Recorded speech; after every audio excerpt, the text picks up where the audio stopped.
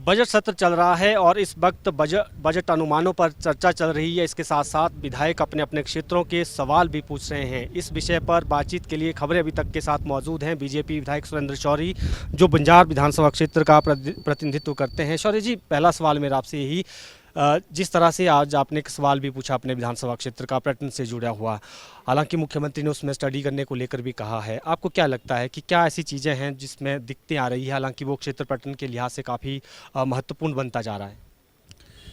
देखिए, हमारी पूरी विधानसभा, चाहे वो गटसा घाटी हो, चाहे वो हमारा दियार का क्षेत्र हो, सेंज वैली हो, बंजार वैली हो, तीर्थन वैली हो, जीबी सोजा गाड़वशानी हो, पूरा विधानसभा में पर्यटन की अपार संभावनाएं हैं। तो मैंने इसी नाते प्रश्न किया था कि जब हमारे इलाके के अंदर टूरिज़्म का पोटेंशियल बहुत ज़्यादा है, तो एक बार इस चीज़ का सर्वे किया जाए कि हमारे वहाँ पर कितनी कैरिंग कैपेसिटी है और उसके लिए हम मूलभूत सुविधाएं पर्यटकों को उपलब्ध करवा सकें। और उसमें हमारे जो इलाका है उसमें अब, जैसे कुछ वर्षों पहले सिर्फ पर्यटक सीज़न में आता था, लेकिन अब लगातार 12 महीने पर्यटक चल रहा है, निरंतर आ रहा है। तो उस नाते हमारी सड़कें ठीक होनी चाहिए, वहाँ टूरिज़्म के नाते अन्य सुविधाएं मिलनी चाहिए और जिस कारण पर्यटक परेशान ना हो। इसलिए एक बार ये वैज्ञानिक सर्वे किया जाए कि कैरिंग कैपेसिटी कितनी है, ताकि हमारा पर्यावरण भी ठीक रहे और हमारा टूरिज़्म वहाँ पर सस्टेनेबल चले।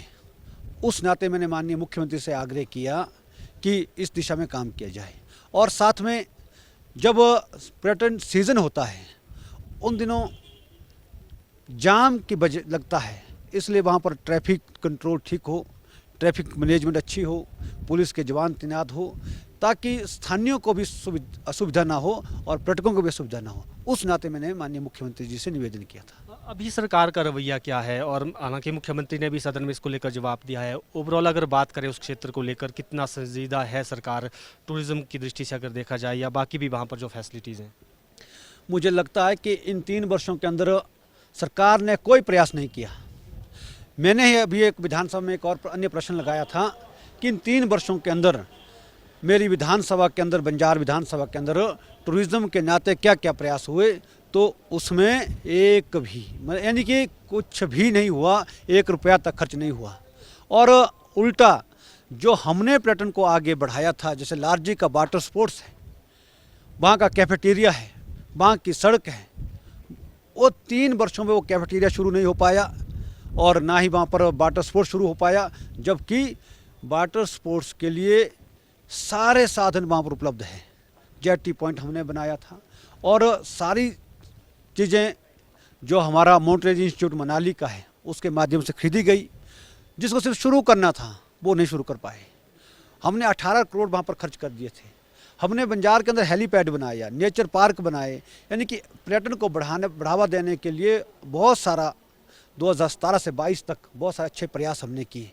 हमारे पास ग्रेट हिमालयन नेशनल पार्क है जो वर्ल्ड हेरिटेज है, तो उस नाते जो संभावना है उसको तराशा जाना चाहिए और उसमें आगे बढ़ाने का प्रयास करना चाहिए। लेकिन ये बढ़ती दुर्भाग्यपूर्ण स्थिति है कि 3 वर्षों के अंदर जो क्षेत्र पर्यटन के नाते आगे बढ़ रहा है, निरंतर आगे बढ़ रहा है, जिसमें बहुत ज़्यादा संभावना है, उस क्षेत्र को की ओर सरकार का ध्यान नहीं है। जबकि बजट के अंदर हमने देखा कि हमीरपुर के लिए, देहरा के लिए, जो माननीय मुख्यमंत्री जो उनके धर्मपत्नी की अपनी विधानसभा हैं, वहाँ के लिए बजट प्रोवाइड किया गया, उसको बाकायदा बजट के अंदर मेंशन भी किया गया।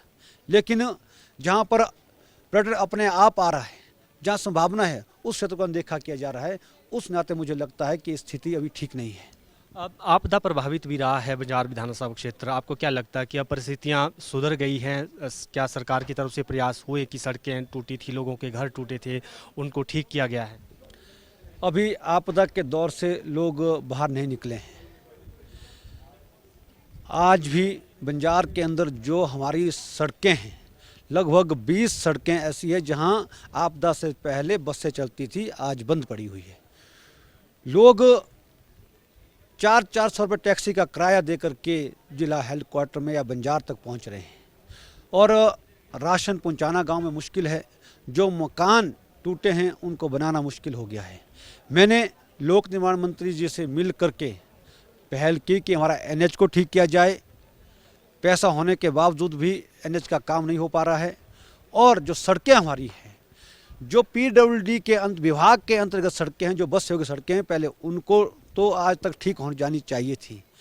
और जो हमारी ग्रामीण सड़कें वहाँ पर हैं, जो पंचायतों ने स्वयं निकाली है, वो तो लगभग 150-200 बंद पड़ी हुई है, जो सेंज की हो, चाहे बंजार की हो, चाहे तीर्थन की, पूरे क्षेत्र की मैं बात कर रहा हूँ। और जो मकान हमारे लगभग, जो सरकारी आंकड़ा था जो विधानसभा के अंदर रखा गया था कि लगभग 425 से अधिक मकान जो पूरी तरह से क्षतिग्रस्त हो गए और 800 से ज़्यादा मकान आंशिक रूप से वहाँ पर टूट गए थे। उसके लिए राहत राशि के तौर पर उसमें भी अभी कुछ भी नहीं किया है। किसी को पहली किस्त डाली गई है और वो भी बहुत देरी से, अभी मुझे लगता है 8-10 दिन पहले ये किस्त पहली किस्त आई है, तो वो भी बहुत देरी से आई है। इसलिए जिस मुस्तैदी के साथ सरकार से जो उम्मीद लोगों को होती है और जो तुरंत काम होना चाहिए था, रोड जल्दी रिस्टोर होने चाहिए थे, सड़कें जल्दी ठीक खुलनी चाहिए थी, बसें लगनी चाहिए थी, वो नहीं लग पाई है। इस कारण मुझे लगता है कि सरकार ने उस दिशा में कोई अच्छा काम नहीं किया है। बजट भी पेश किया गया है 2026-27 के लिए और इस पर जो बजट अनुमान है उस पर चर्चा भी विधानसभा में चल रही है। आपको क्या लगता है कि किस तरह का ये बजट है? मुख्यमंत्री कह रहे हैं कि ये आत्मनिर्भर हिमाचल को बनाने वाला बजट है, हालांकि उसमें कटौती भी की गई है, विधायकों की सैलरी में भी, मंत्रियों की भी, खुद मुख्यमंत्री ने भी। तो आपको क्या लगता है कि क्या ये नई दिशा दे पाएगा प्रदेश को बजट? ये बजट बुरी तरह से दिशाहीन है और इस बजट के अंदर आम जनता का भ्रम टूट गया है। जो मुख्यमंत्री जी आत्मनिर्भर की बात करते थे, रेवेन्यू सरप्लस स्टेट की बात करते थे कि 2027 के अंदर हम आत्मनिर्भर होंगे और 2032 में हम पूरे भारत का सबसे अमीर राज्य हिमाचल होगा। और जब ये चौथा बजट पेश किया, लोगों का सारा भ्रम टूट गया। क्यों? क्योंकि पिछला बजट से ये बजट कम है और उसके साथ इस बजट के अंदर आत्मनिर्भर भारत की तरफ वो नज़र नहीं आ रहा है कि रेवेन्यू जनरेट करने के लिए आपने इन 3 वर्षों में क्या प्रयास किया और वित्तीय अनियमितता कितनी है।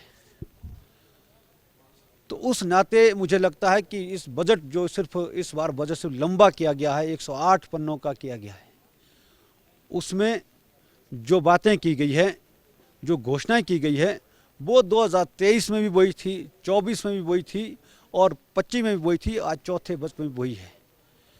और जो शुरुआती दौर पे गारंटियों की बात की गई थी वो भी पूरी नहीं की। यानी कि जो माननीय मुख्यमंत्री जी कह रहे हैं उससे जनता का